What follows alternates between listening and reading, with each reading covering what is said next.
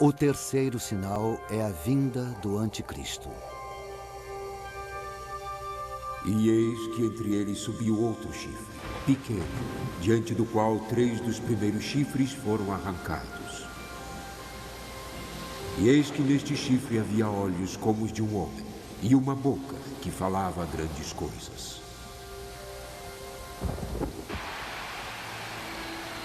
O profeta Daniel previu a ascensão de um ditador de uma confederação de 10 países com quartel-general em Roma.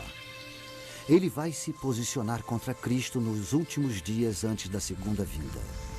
Ele previu um homem que arranca todos que se opõem a ele em sua ascensão até o poder absoluto. Seus olhos, os olhos de um homem, demonstram aguda inteligência. E sua boca, que fala grandes coisas, prediz um orador de grande autoridade. Um orador carismático que hipnotiza a massa de seguidores. Para ele, as pessoas entregam tudo: sua vontade, sua lealdade, seu amor, sua liberdade, sua própria alma. Estão convencidas de que ele é o Salvador. Num mundo de guerras sangrentas, ele acena com a paz. Num mundo tomado pelo terrorismo, ele estabelece a ordem. Ele estabiliza economias abaladas. Ele unifica seus seguidores numa nova ordem mundial. Nesse mundo de sofrimento, o nosso mundo, parecerá que é um enviado dos céus. Nada estaria mais distante da realidade. Ele é o anticristo enviado de Satanás. Soberano de rosto duro. Senhor da intriga, que irá ter sucesso em tudo que fizer. Se a profecia estiver certa, é possível que o anticristo já se encontre entre nós. Temos várias razões para acreditar que será europeu. Em sua luta pelo poder, ele vai acumular cada vez maior apoio popular. E por que não? Para as multidões profanas do Ocidente que estão cansadas das guerras seguidas e intermináveis. De rivalidades entre grupos e massacres. Cansados de limpezas étnicas, da chaga das drogas, do crescente terrorismo, cansados da aparente falta de sentido da vida. Toda uma geração de jovens vai ver nele um ideal de vida, pela disciplina. Ansiosos por viverem pelo ideal dele e morrerem por esse ideal.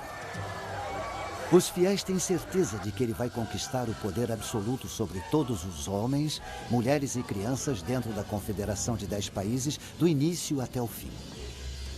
Ele vai decidir quem deve nascer e quem deverá ser abortado. Em quem se deve investir e quem deve ser bucha de canhão. Porque sua insinuante plataforma de paz um dia irá se tornar um trampolim para a guerra. Ele vai decidir quem dentre os velhos deverá ser eliminado depois de não ser mais útil.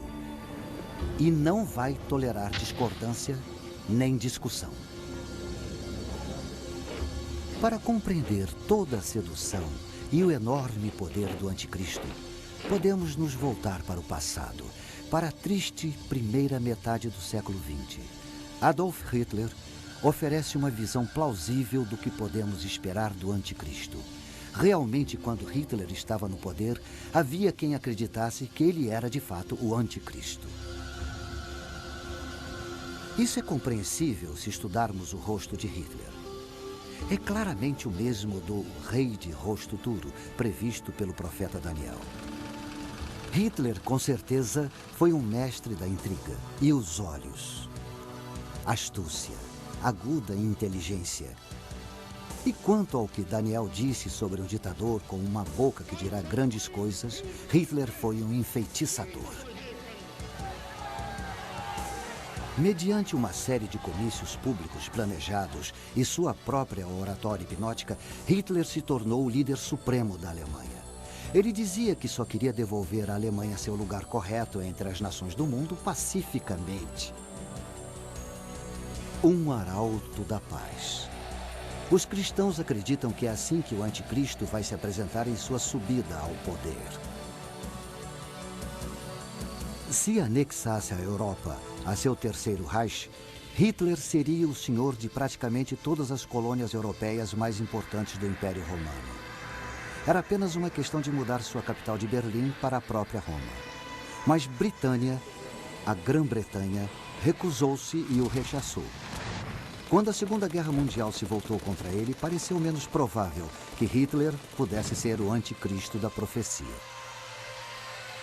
Mesmo assim, Adolf Hitler é o mais próximo que podemos pensar para entender a ideia cristã de um anticristo.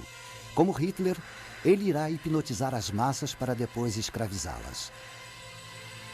O Reich de 1000 anos de Hitler durou menos de 12 anos. Durante esse tempo, entretanto, o domínio que Hitler exerceu sobre os povos e países foi assombroso. Mesmo assim, pelos padrões de hoje, as ferramentas de que ele dispunha para exercer seu controle eram primitivas. Não havia o uso da eletrônica que temos hoje. O ditador profetizado, o anticristo, vai ser um Hitler moderno. Mas diferente de Hitler, todos os espantosos avanços da tecnologia eletrônica estarão à sua disposição. Enormes redes midiáticas e meios eletrônicos de lavagem cerebral estarão a seu serviço. As armas mais destrutivas estarão sob seu comando. E ele vai programar a humanidade para servi-lo.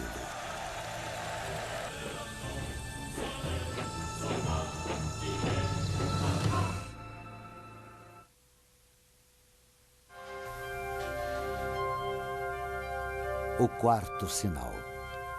Uma nova religião mundial.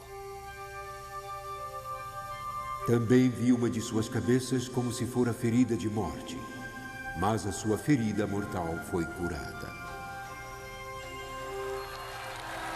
As últimas décadas desse milênio já assistiram a um sem número de assassinos e quase assassinos de chefes de Estado. O atentado contra a vida do presidente Ronald Reagan. O presidente foi ferido e sobreviveu, mas tentativas em outros líderes foram bem-sucedidas. O premier egípcio Anwar al-Sadat, Indira Gandhi, primeira-ministra da República da Índia, Yitzhak Rabin, de Israel. Ele será ferido, é o que a profecia nos diz, mortalmente ferido. Depois, como por milagre, ficará curado. De certo modo, ele vence a morte. Talvez em descarada zombaria, a morte e ressurreição de Jesus Cristo. As Escrituras nos dizem: toda a terra se maravilhou, seguindo a besta. Então, esse ditador, o anticristo, irá se autoproclamar um Deus na terra. O mundo já assistiu a algo semelhante. Nós nos lembramos de julho de 1944. Vários oficiais de alta patente do exército alemão conspiraram para matar Hitler com uma bomba escondida. Uma bomba potente. Milagrosamente, Hitler sofreu apenas ferimentos leves. Para seus fiéis seguidores, Hitler não tinha apenas frustrado a traição. Ele tinha desafiado sobrenaturalmente a morte. Mais uma vez analisamos o ditador demoníaco para entender melhor o anticristo que virá. Enquanto o mundo estava sob seu controle, Hitler trabalhou para tirar Deus de seu trono. Heil Hitler substituiu Vá com Deus nas saudações. Nós vivemos por Hitler. Nós morremos por Hitler. Nosso Hitler, nosso Senhor, que impera no admirável mundo novo. O culto a Hitler alcançou seu ápice no fervor da SS, a elite militar do Führer. As unidades SS cumpriram suas ordens desumanas sob a efígie da Caveira da Morte. Como o escritor inglês Clive James observa, nem todos nessa era mundana estamos dispostos a aceitar que Satanás visitou a Terra na forma de Hitler e recrutou um exército de pecadores. E vi subir da terra outra besta. E tinha 2 chifres semelhantes aos de um cordeiro e falava como dragão.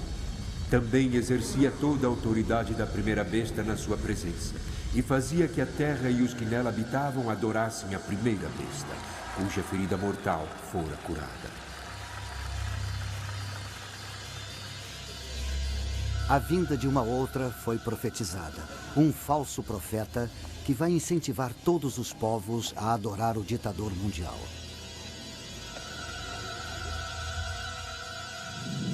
A Bíblia nos diz que ele vai fazer o fogo descer do céu. Mesmo assim, ele não fará de si mesmo objeto de adoração. Em vez disso, irá dirigir a adoração do povo para o ditador, o anticristo.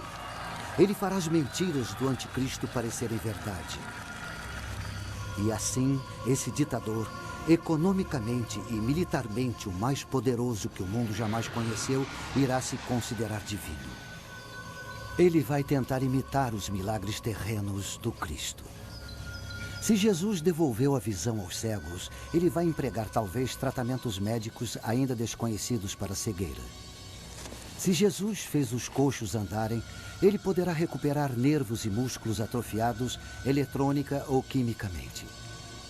Se Jesus fez a filha de Jairo voltar da morte, ele poderá, como Frankenstein, usar espantosas novas tecnologias para tentar igualar o milagre. Ou com poderes satânicos, ele poderá genuinamente dominar o sobrenatural para operar seus milagres. Porque a Bíblia diz que é Satanás quem alimenta esta dupla de anticristo e falso profeta. Desde o princípio, Satanás, o inimigo, o enganador, está determinado a afastar a humanidade de Deus. O fim dos tempos assistirá à maior mentira de todas, Satanás como o Pai, o anticristo como o Filho e o falso profeta como o Espírito Santo. A adoração do homem pela profana Trindade. O mundo poderá festejar tal reviravolta. Nosso mundo ocidental está tomado pela desorientação espiritual. Pequenos profetas surgem em toda parte. Muitos buscadores da verdade são atraídos para as fileiras de cultos bizarros. Em Jonestown, na Guiana, um falso profeta orienta seus seguidores para cometerem suicídio em massa pela ingestão de uma mistura com cianeto.